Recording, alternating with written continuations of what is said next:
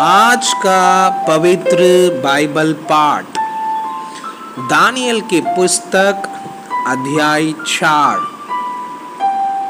पहला भाग नेबूकदनेस्सर का दूसरा स्वप्न।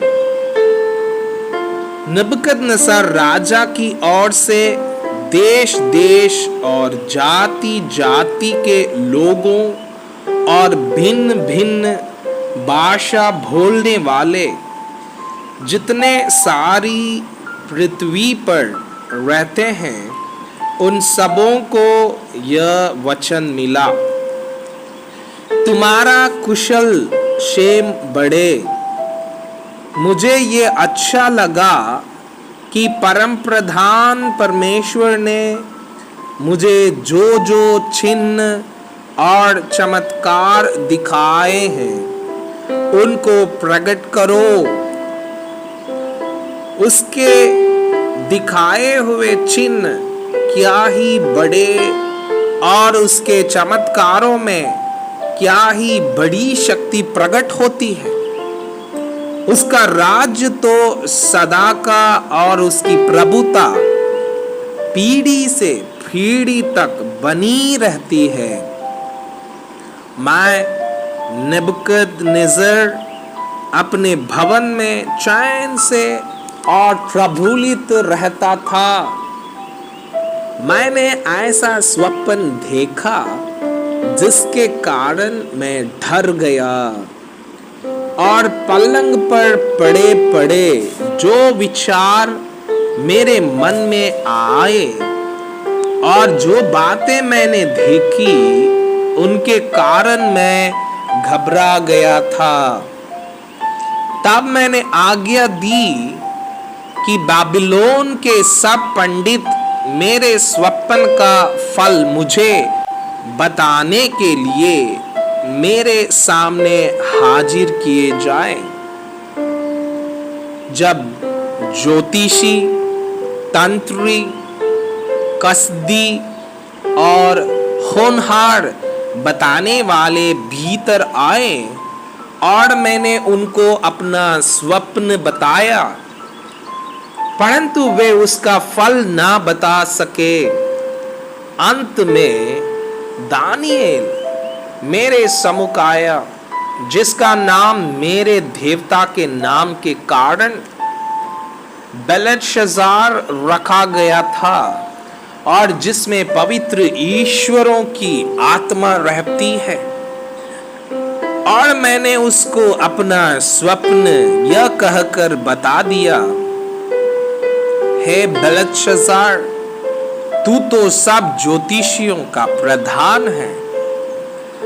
मैं जानता हूं कि तुझ में पवित्र ईश्वरों की आत्मा रहती है और तू किसी भेद के कारण नहीं घबराता।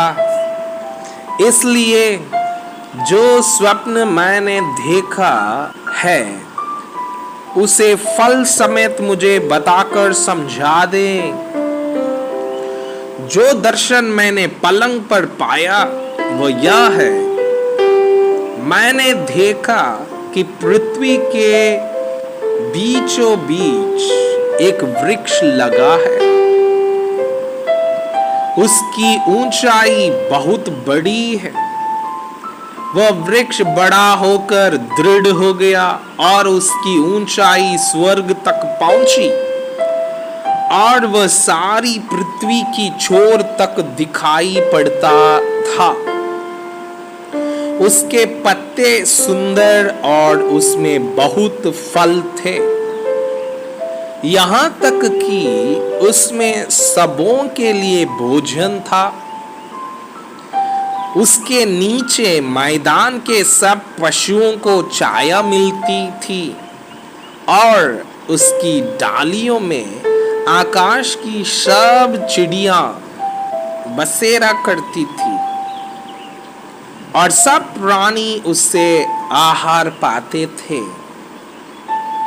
मैंने पलंग पर दर्शन पाते समय क्या देखा कि एक पवित्र पहरुआ स्वर्ग से उतर आया। उसने ऊंचे शब्द से पुकार कर यह कहा, वृक्ष को काट डालो, उसकी डालियों को छांट दो, उसके पत्ते झाड़ दो और उसके फल बिखरा डालो। पशु उसके नीचे से हट जाएं और चिड़ियां उसकी डालियों पर से उड़ जाएं। ताऊ भी उसके टूंट को जड़ समेत भूमि में छोड़ो और उसको लोहे और पीतल के बंधन से बांधकर मैदान की हरी घास के बीच रहने दो। वो आकाश की होश से भीगा करे और भूमि की घास खाने में मैदान के पशुओं के संग भागी हो। उसका मन बदले और मनुष्य का ना रहे, परंतु पशु का सा बन जाए और उस पर 7 काल बीते।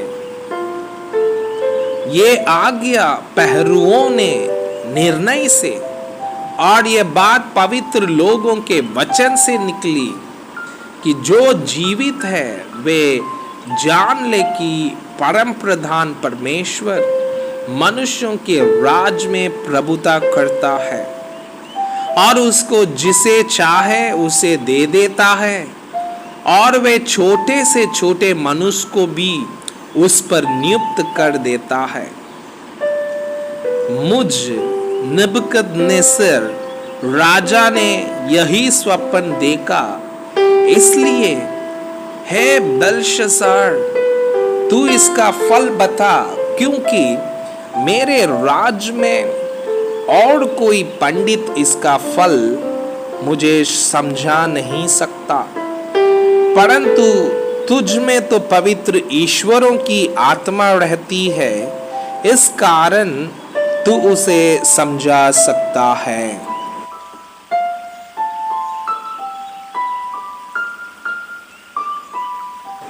मैं आपसे यह अनुरोध करता हूँ कि कृपया आज का बाइबल पाठ को अध्ययन करें और जिन वचनों के द्वारा आप प्रभावित हुए उसे अपने कॉपी में लिखें और आज दिन भर इस वचनों को अपने जीवन में अभ्यास करें। परमेश्वर चाहता है कि आप उनके समान सिद्ध और पवित्र बन जाएं। परमेश्वर आपको बहुताई से आशीष करें। आमीन।